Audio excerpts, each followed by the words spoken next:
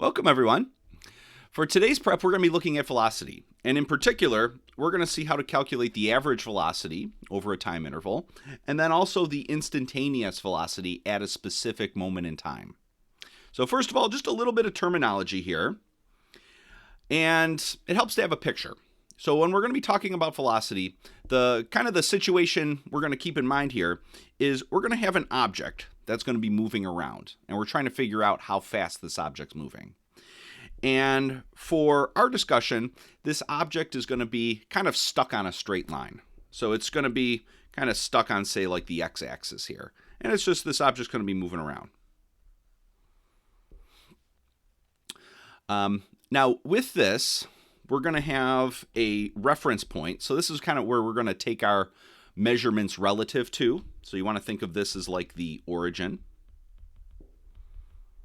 So if we were on the x-axis, this is where x would be equal to 0. And then same thing with the x-axis, kind of going with that. There's the negative direction. And then we also have a positive direction. So there's some directionality here. We want to know where our object is, and then we also want to know, is it moving in the positive direction or is it moving in the negative direction? All right. So with our discussion, we're going to have a function which we call a position function. Usually we're going to call this s of t. So this tells us where our object is. It tells us the position of our object at time t. All right, so we want to know how fast our object is traveling. Well, one way to measure this is with what we call average velocity. And to be a little more specific here, the average velocity over a given time interval. So our time interval here, we're going to use A to B. So this is an interval of time.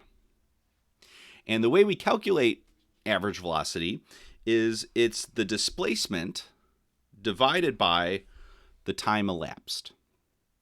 So how does this look calculation-wise? Well,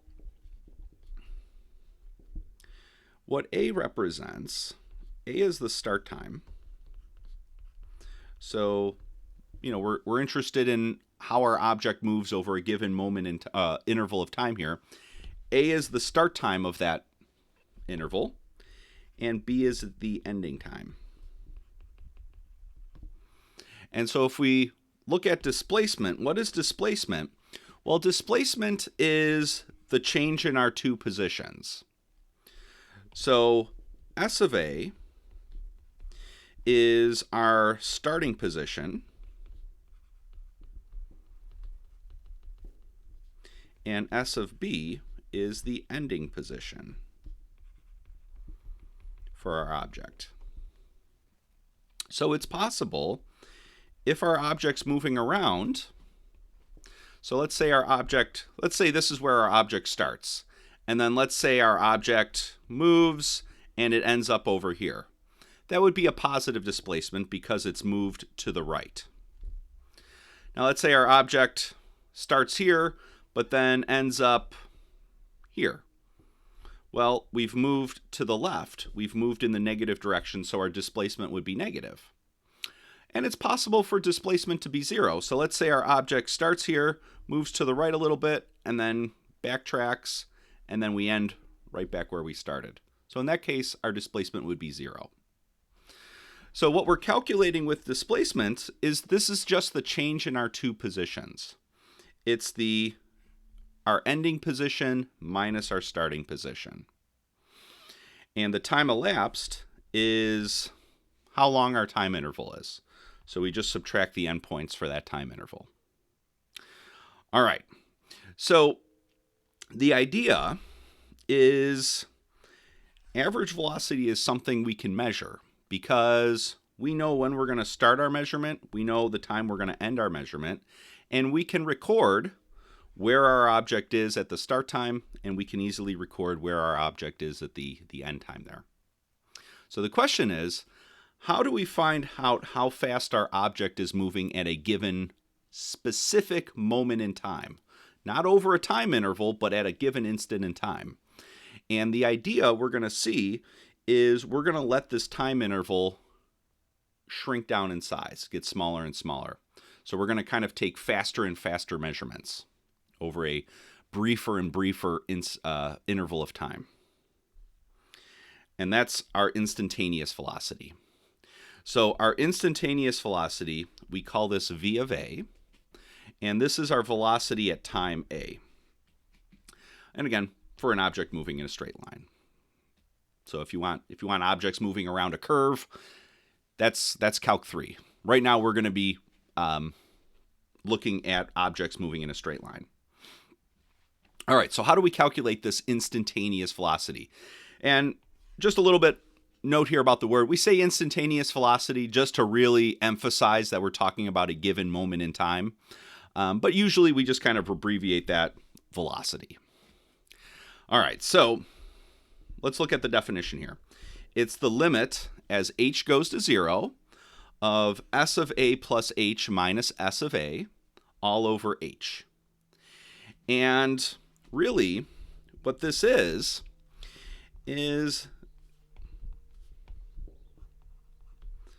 another way to write this. This is the limit as b approaches a of our average velocity.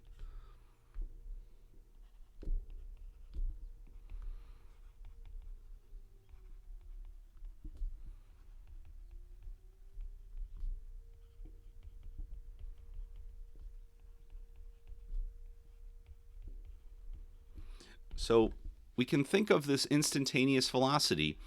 It's our average velocity over the time interval from A to B.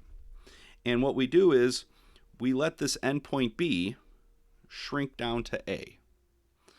So again, let's draw our t interval here. So our time interval kind of helps to picture this. Just to picture what's going on. So we have our time interval here.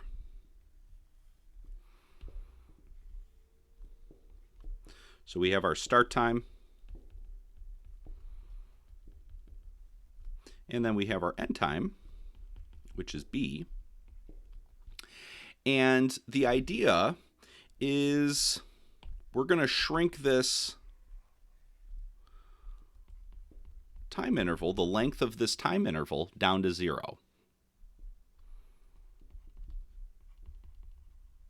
And that's what h represents in this kind of new version. So h represents the length of our time interval. And the idea is we're going to shrink that time interval down to 0. So we're going to move this endpoint B. We're going to let this endpoint B get closer and closer to A. And we can think of B. So where do we go? How do we go from here to this other version? This is the version we're going to primarily use, but you could just as well use this. But how do we go from here to here? Well, you can think of, if h represents the length of time here, you can rewrite B then as just A plus this little bit extra h. And then you can change the B value to A plus h, so you can see how that matches up. And then if we change this to A plus h, then the a's cancel, and we're left with just the h. So our instantaneous velocity is the limit of our average velocity as this time interval shrinks down to 0. The length of that time interval shrinks down to 0. All right, so let's get a little practice calculating a few things.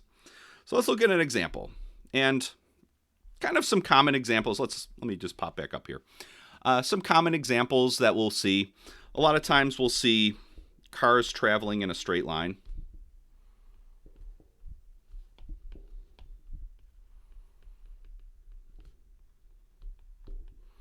So that's where we might think of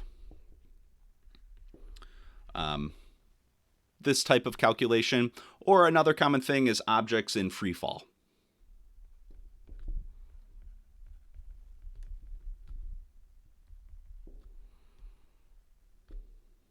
Well, let's just say, yeah, I guess free falling. but maybe it's like a rocket too. Maybe it's, moving up and down. So it doesn't necessarily have to always be falling, but movement in a straight line. So just a few examples there. So here in example 1, we have an object, a rock, that's undergoing free fall. It's dropped from a height, and it's dropped from a height of 50 meters, and we have the position function s of t equal to 4.9 times t squared. And if you've taken physics, you might recognize this number here. But if you haven't, don't worry about it. Spoiler: it's gravity, or effective gravity. All right. So part A: what is the average velocity during the time interval of 1 to 2?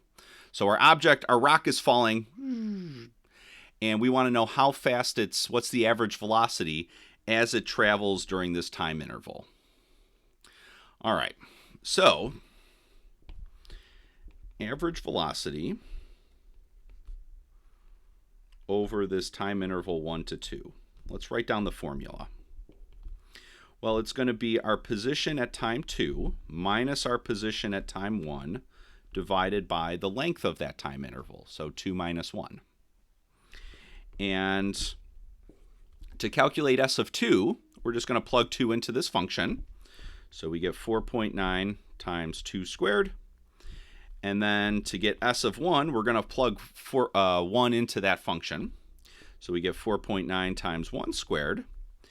And then this is all over 1. And we end up with 4.9 times 3, which is 14.7. And now as we're doing this, especially with these examples where units are given, and it's not specifically mentioned here, but there is a unit of time associated with this constant, and that is seconds.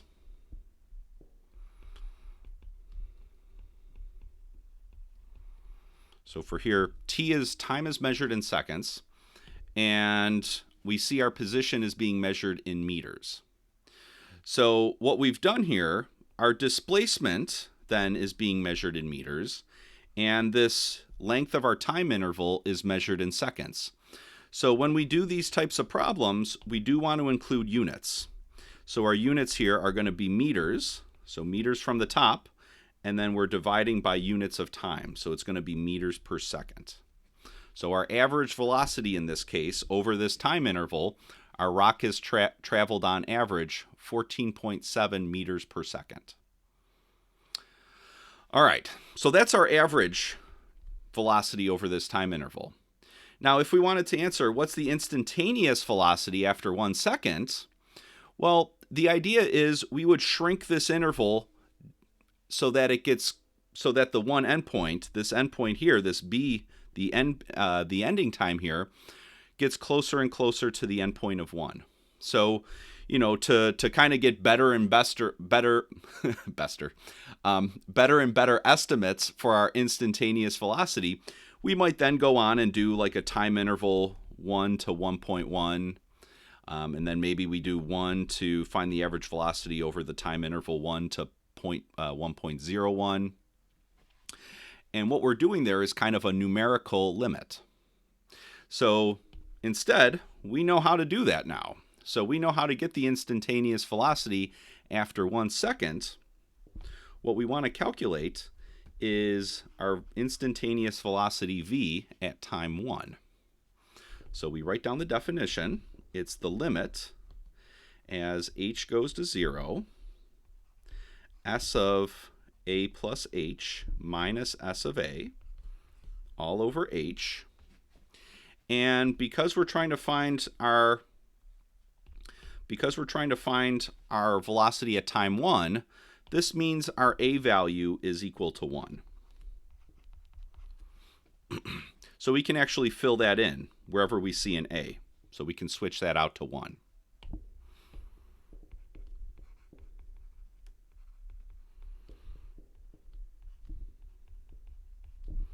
And again, this fraction we're calculating, this is really just our average velocity, and we're doing it as the length of our time interval shrinks down to 0. All right, so let's try to calculate this term first. So we go up to our function, and wherever I see a t, I'm going to change it out with parentheses 1 plus h.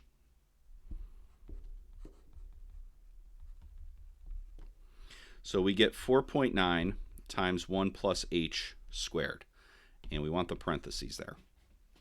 Then s of 1, well, we just plug 1 into our function, so we've done that one before.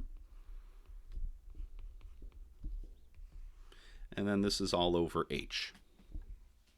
Okay, so we've got this set up. Now the idea is to just multiply all this stuff out and see what simplifies. So let's try that. So let's start by multiplying this term out. And actually, let's just do the 1 plus h squared.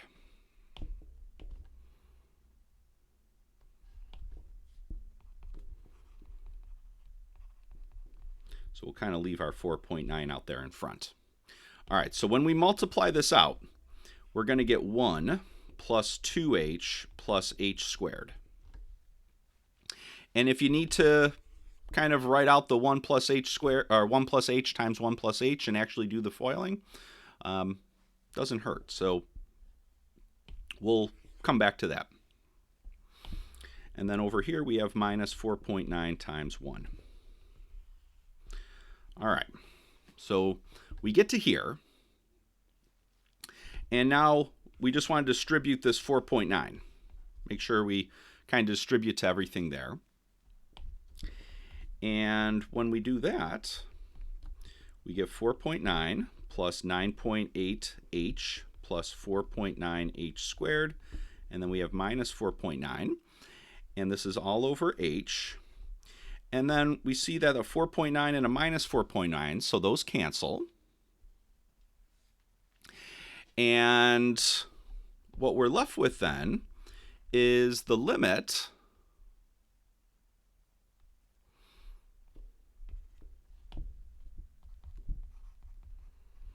of 9.8h plus 4.9h squared all over h, with h going to 0. And we see that each term in the numerator has a copy of h in it. So we can actually cancel out that h from the denominator. So we can cancel out the h here, and then one of the h's here. That only works if everything has an h in the numerator, which it does in this case. So if we cancel, we end up with the limit. So we're going to cancel this h with that, and then one of the h's there. So we'll still have one h left over. So when we do that, we end up with 9.8 plus 4.9h. And this limit, h is going to 0. We can do our direct evaluation and just directly evaluate. So plug right in.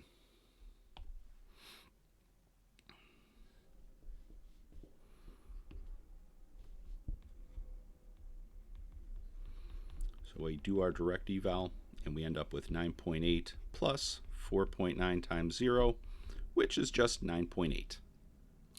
And our units here are, well, same units as our average velocity. So our average velocity, what were our units? Well, meters per second. Well, that's going to be the same units for this. Meters per second. All right, so we're going to practice this a whole bunch more. But if you have questions on this 1 plus h squared, I just want to go back to that. You can always write that out as 1 plus h times 1 plus h, and then use FOIL to do the multiplication. All right, so we're going to see in class a few more examples like this. So we'll see you then. Bye-bye.